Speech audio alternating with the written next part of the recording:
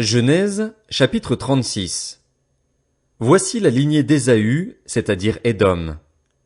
Ésaü avait épousé des femmes cananéennes, Ada, fille d'Élon le Hittite, et Oholibama, fille d'Ana et petite-fille de Tsibéon le Hévien, ainsi que Basmath, fille d'Ismaël et sœur de Nébajot. Ada donna à Ésaü Éliphaz et Basmath Réuel. Quant à Oholibama, elle donna naissance à Jéhush, Jaélam et Coré. Voilà quels sont les fils d'Ésaü, ceux qu'il eut dans le pays de Canaan. Ésaü prit ses femmes, ses fils et ses filles, tous les membres de sa famille, ses troupeaux, tout son bétail, tout ce qui lui appartenait et dont il était devenu propriétaire dans le pays de Canaan, et il s'en alla dans un autre pays, loin de son frère Jacob. En effet, leurs biens étaient trop nombreux pour qu'ils habitent ensemble, et la région où ils séjournaient ne suffisait plus pour eux à cause de leurs troupeaux. Ésaü s'installa dans la région montagneuse de Séhir. Ésaü, c'est Édom. Voici la lignée d'Ésaü, l'ancêtre des Édomites, dans la région montagneuse de Séhir. Voici les noms des fils d'Ésaü: Éliphaz, fils d'Ada, la femme d'Ésaü; Réuel, fils de Basmath, la femme d'Ésaü. Les fils d'Éliphaz furent Théman, Omar, Tsépho, Gaétam et Kénaz. Timna était la concubine d'Éliphaz, le fils d'Ésaü. Elle donna à Éliphaz Amalek. Voilà quels sont les descendants d'Ada, la femme d'Ésaü. Voici les fils de Réuel: Nahat, Zérar, Shama et Mitza. Voilà quels sont les descendants de Basmath, la femme d'Ésaü. Voici les fils d'Oholibama, fille d'Ana et petite-fille de Tsibéon, femme d'Ésaü. Elle donna à Ésaü Jéhush, Jaélam et Coré. Voici les chefs des descendants d'Ésaü. Voici les fils d'Éliphaz, le fils aîné d'Ésaü. Les chefs Théman, Omar, Tsépho, Kénaz, Coré, Gaétam et Amalek. Voilà quels sont les chefs issus d'Éliphaz dans le pays d'Édom. Ce sont les descendants d'Ada. Voici les fils de Réuel, le fils d'Ésaü. Les chefs Nahat, Zérar, Shama et Mitza. Voilà quels sont les chefs issus de Réuel dans le pays d'Édom. Voilà quels sont les descendants de Basmath, la femme d'Ésaü. Voici les fils d'Oholibama, la femme d'Ésaü. Les chefs Jéhush, Jaélam et Coré. Voilà quels sont les chefs issus d'Oholibama, fille d'Ana et femme d'Ésaü. Voilà quels sont les descendants d'Ésaü et voilà quels sont leurs chefs. Voilà pour Édom. Voici les fils de Séhir le Horien qui étaient les premiers habitants du pays: Lotan, Shobal, Tsibéon, Ana, Dishon, Etzer et Dishan. Voilà quels sont les chefs des Horiens et les fils de Séhir dans le pays d'Édom. Les fils de Lotan furent Hori et Émam. La sœur de Lotan fut Timna. Voici les fils de Shobal: Alvan, Manahat, Ébal, Shépho et Onam. Voici les fils de Tsibéon: Aja et Ana. C'est cette Ana-là qui découvrit les sources d'eau chaude dans le désert alors qu'il prenait soin des ânes de son père Tsibéon. Voici les enfants d'Ana: Dishon et sa fille Oholibama. Voici les fils de Dishon: Emdan, Eshban, Jitran et Kéran.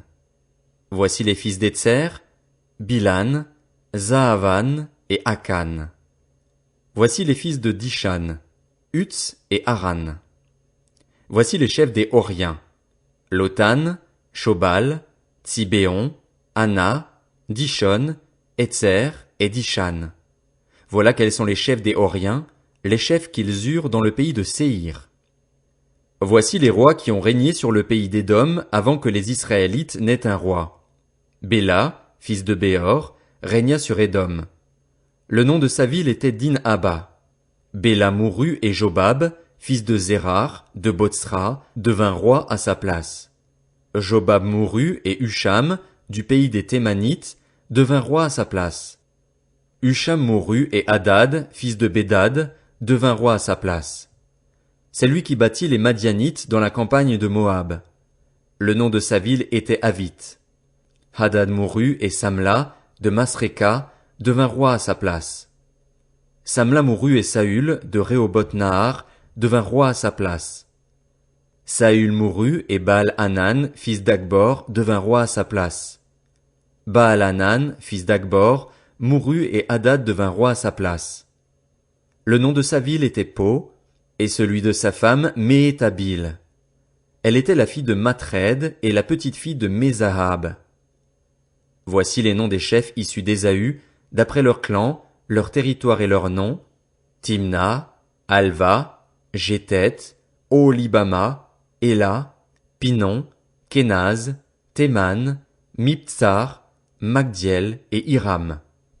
Voilà quels sont les chefs d'Édom d'après leur lieu d'habitation dans le pays qu'ils possédaient. Voilà pour Ésaü, l'ancêtre des Édomites. Genèse, chapitre 37. Quant à Jacob, il s'installa dans le pays de Canaan, là où son père avait séjourné. Voici la lignée de Jacob. À l'âge de 17 ans, Joseph prenait soin du troupeau avec ses frères. Le garçon était en compagnie des fils de Bila et de Zilpa, les femmes de son père, et ils rapportaient leurs mauvais propos à leur père.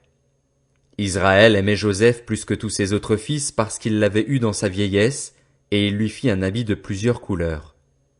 Ses frères remarquèrent que leur père l'aimait plus que tous et se mirent à le détester.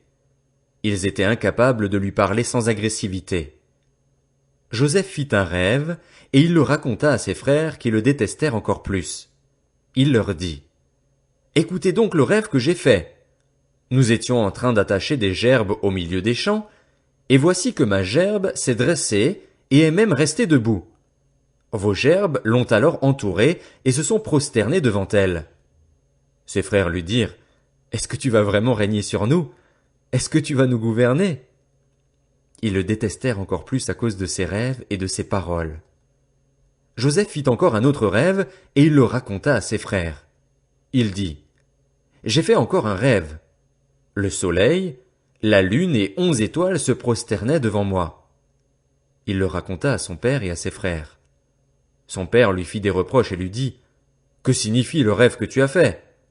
Faut-il que nous venions, moi, ta mère et tes frères, nous prosterner jusqu'à terre devant toi? » Ses frères se montrèrent jaloux de lui, mais son père garda le souvenir de cela. Les frères de Joseph étaient allés s'occuper du troupeau de leur père à Sichem. Israël dit à Joseph: « Tes frères ne s'occupent-ils pas du troupeau à Sichem? Vas-y, je veux t'envoyer vers eux. » Il lui répondit: « Me voici. » Israël lui dit: « Va donc voir si tes frères sont en bonne santé et si le troupeau est en bon état, tu m'en rapporteras des nouvelles. » Il le fit ainsi partir de la vallée d'Hébron. Joseph se rendit à Sichem. Un homme le rencontra alors qu'il errait dans la campagne et lui demanda: « Que cherches-tu? » Joseph répondit: « Ce sont mes frères que je cherche. Dis-moi donc où ils gardent le troupeau. » L'homme dit: « Ils sont partis d'ici. En effet, je les ai entendus dire: Allons à Dothan. » Joseph partit sur les traces de ses frères, et il les trouva à Dothan. Ils le virent de loin, et, avant qu'il ne soit près d'eux, ils complotèrent de le faire mourir. Ils se dirent l'un à l'autre: « Voici le rêveur qui arrive. Allons-y maintenant, tuons-le et jetons-le dans une des citernes. Nous dirons qu'une bête féroce l'a dévoré, et nous verrons ce que deviendront ses rêves. » Ruben entendit cela, et il le délivra de leurs mains.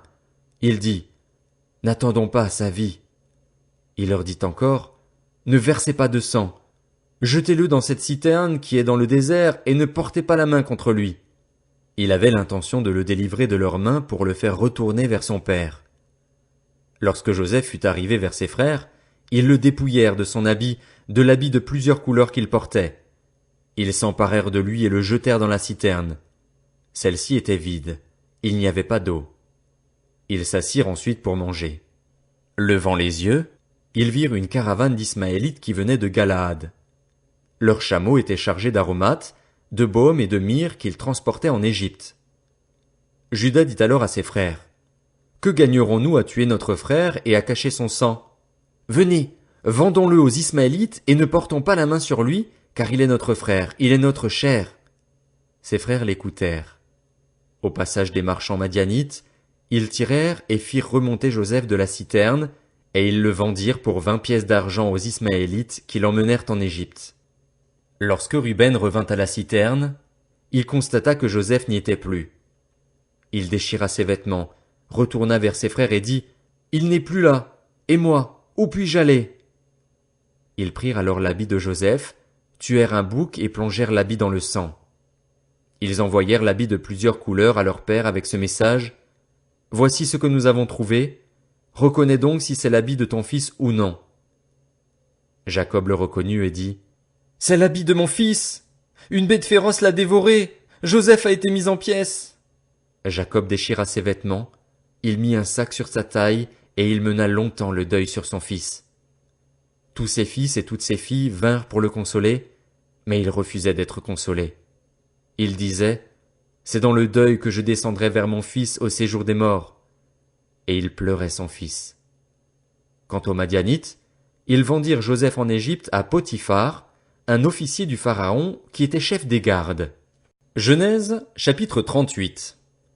À cette époque-là, Juda s'éloigna de ses frères et se retira chez un homme d'Adulam appelé Hira. Là, il vit la fille d'un Cananéen du nom de Shua.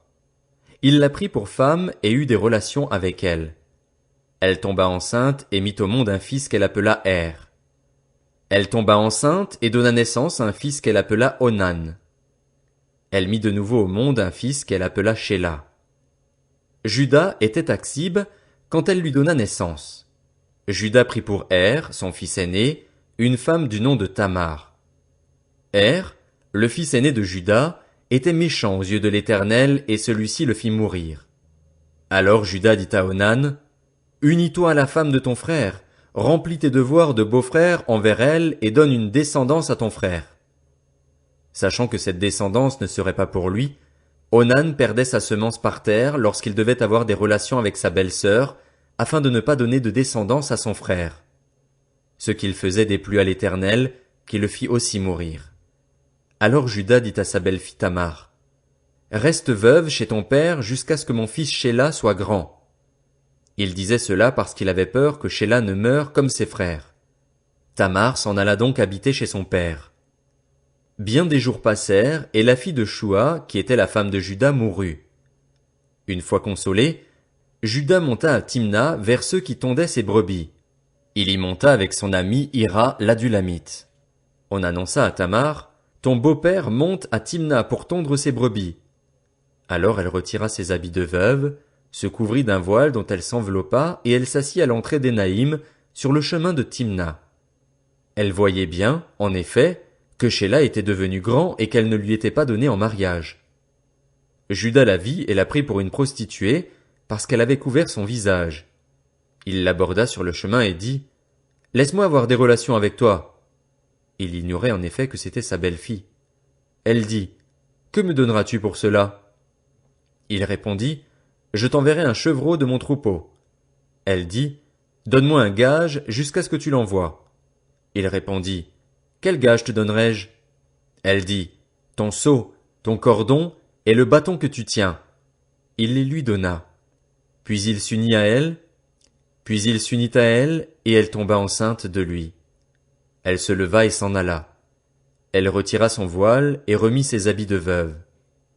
Juda envoya le chevreau par l'intermédiaire de son ami l'Adulamite pour reprendre le gage à la femme, mais celui-ci ne la trouva pas. Il interrogea les habitants de l'endroit en disant, « Où est la prostituée qui se tenait à Énaïm sur le chemin ?»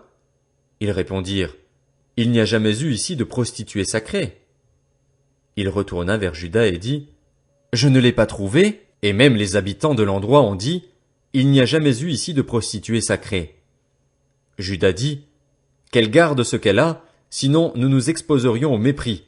J'ai envoyé ce chevreau et tu ne l'as pas trouvé. » Environ 3 mois plus tard, on vint annoncer à Juda, « Ta belle-fille Tamar s'est prostituée et la voilà même enceinte à la suite de sa prostitution. » Juda dit, « Faites-la sortir et qu'elle soit brûlée. » Comme on l'amenait dehors, elle fit dire à son beau-père, « C'est de l'homme à qui ces objets appartiennent que je suis enceinte. » Elle ajouta, « Reconnais donc à qui appartiennent ce seau, ce cordon et ce bâton. » Juda les reconnut et dit, Elle est moins coupable que moi, puisque je ne l'ai pas donnée à mon fils Shéla.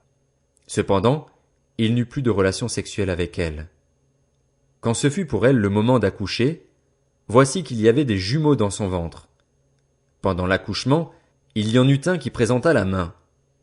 La sage-femme la prit et y attacha un fil cramoisi en disant « Celui-ci sort le premier ». Cependant, il retira la main et c'est son frère qui sortit. Alors la sage-femme dit « Quelle brèche tu t'es ouverte ?» Et on l'appela Péretz. Ensuite sortit son frère, celui qui avait à la main le fil cramoisi, et on l'appela Zérar.